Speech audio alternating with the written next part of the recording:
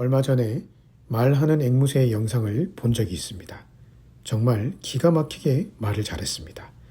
그 집 아들 이름이 또리였는데 앵무새는 또리야 밥 먹자, 또리야 공부해 등의 간단한 단어는 물론이고 심지어는 엄마 청소하지 마, 그러니까 나 공부할 거야 와 같은 문장도 구사했습니다. 영어도 했습니다. Bye bye, I love you mom. 물론 발음은 사람처럼 명확하진 않았지만 누구나 알아들을 수 있을 정도로 의미 전달이 정확했습니다.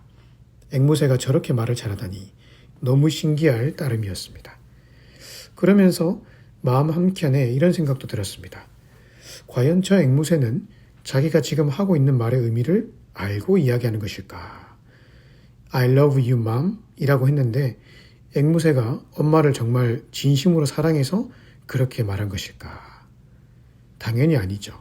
앵무새는 지금 자기가 무슨 말을 하고 있는지 모른 채 그저 들은 말을 그대로 따라할 뿐이었습니다. 전달되는 의미는 I love you mom 이었지만 그것은 앵무새의 마음이 전혀 담겨있지 않은 그저 하나의 소리에 불과했던 것이죠. 그러니 앵무새가 내뱉은 I love you mom 이라는 말을 듣고 저 앵무새가 정말 나를 사랑하는구나 라고 하면서 눈물을 흘리거나 감동을 받는 사람은 없는 것입니다. 왜냐하면 그 소리는 그 앵무새의 마음과 전혀 상관없는 것이기 때문입니다.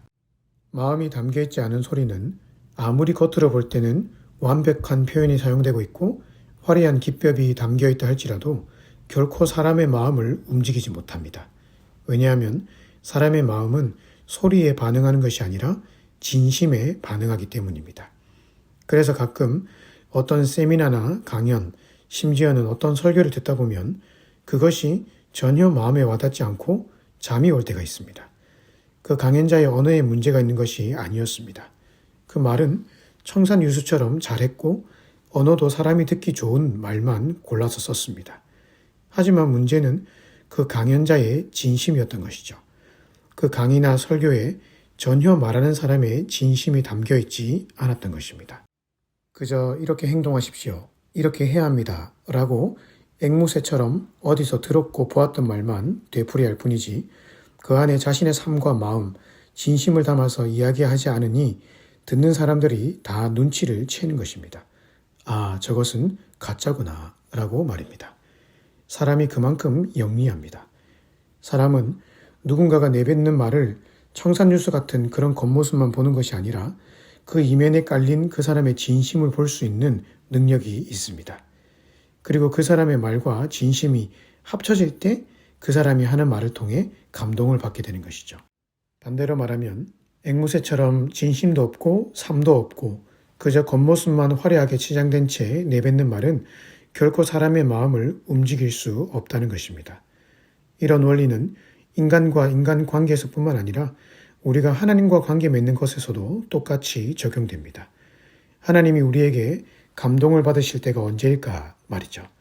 무엇이 하나님의 마음을 움직이게 만들고 하나님의 살아계심을 우리의 삶에서 경험하게 해줄까 말입니다. 우리가 마치 앵무새처럼 하나님의 말씀은 이런 것이고 저런 것입니다. 하나님은 성경에서 이렇게 말씀하셨습니다. 라고 습관처럼 되풀이하며 말하는 것을 통해 감동을 받으실까 말입니다. 결코 아닙니다.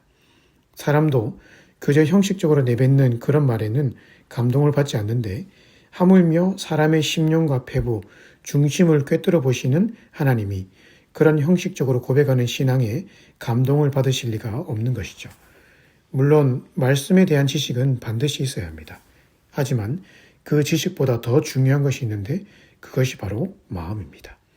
들은 바 그 하나님에 대한 지식 앞에 내 진심을 드리고 내 삶을 들여서 순종하려는 자세, 그것이 바로 하나님의 마음을 감동시키는 것입니다.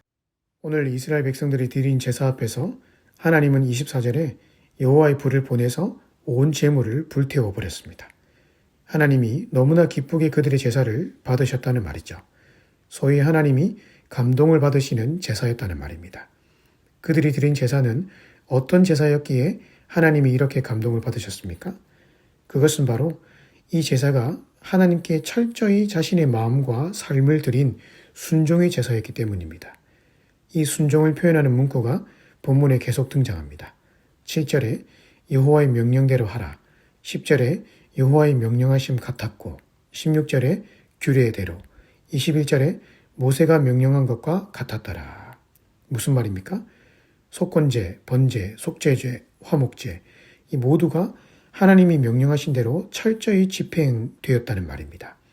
하나라도 말씀에서 어긋날까 봐 철저하게 하나님이 명령하신 대로 행했습니다.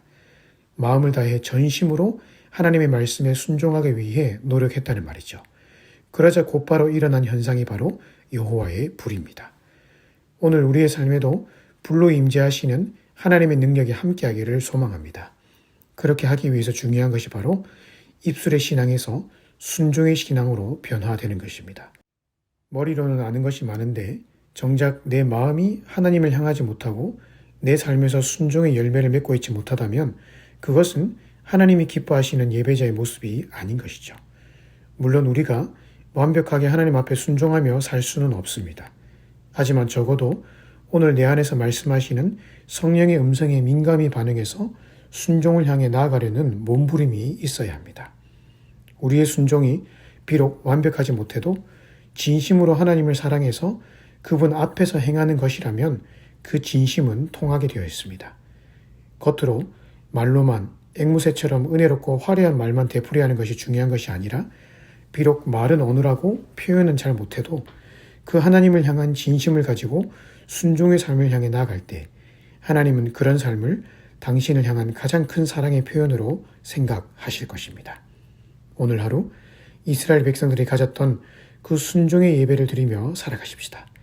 내 진심을 드리며 순종의 몸부림을 치며 살아가십시다. 그러한 삶에 하나님의 임재가 불같이 임해서 우리의 삶을 행복으로 바꾸어 주실 것입니다. 오늘 하루도 이 말씀으로 승리의 삶 살아가시기를 주님의 이름으로 축복합니다.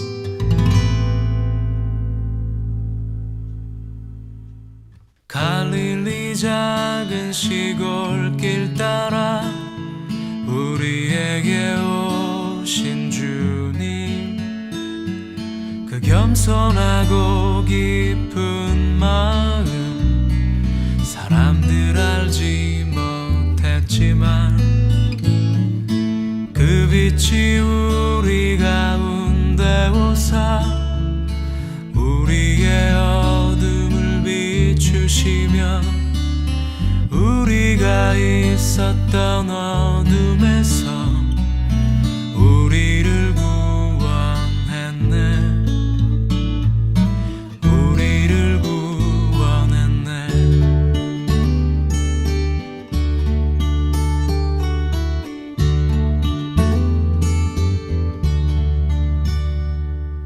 그분 가는 곳 그 어디든지 하신 말씀 무엇이든지 그 눈길 닿는 이 누구든지 세상의 것과는 다른 힘을 느낄 수 있었네. 다른 기쁨 느낄 수 있었네. 다른 평안 가질 수 있었네. 그분 만난 날부터 그분 만난 날부터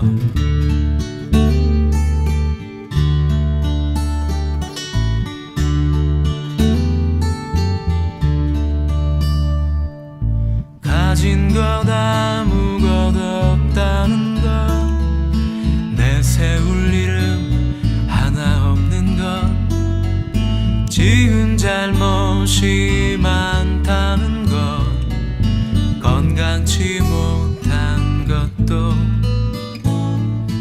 아무런 문제 되지 않았지.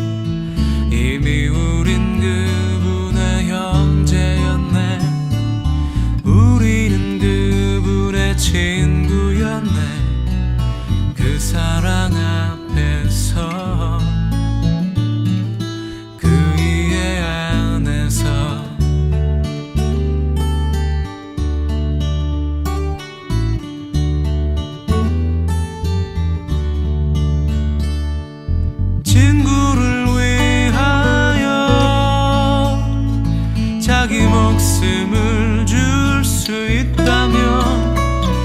이보다 더 큰 사랑 없나니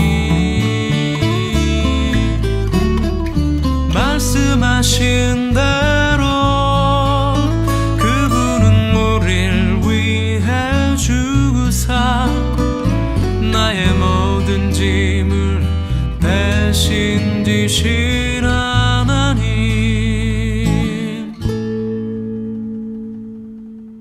다시 사셔서 내 안에 계신 그분은 나의 주님 이 세상 많은 이름 중 가장 귀한 이름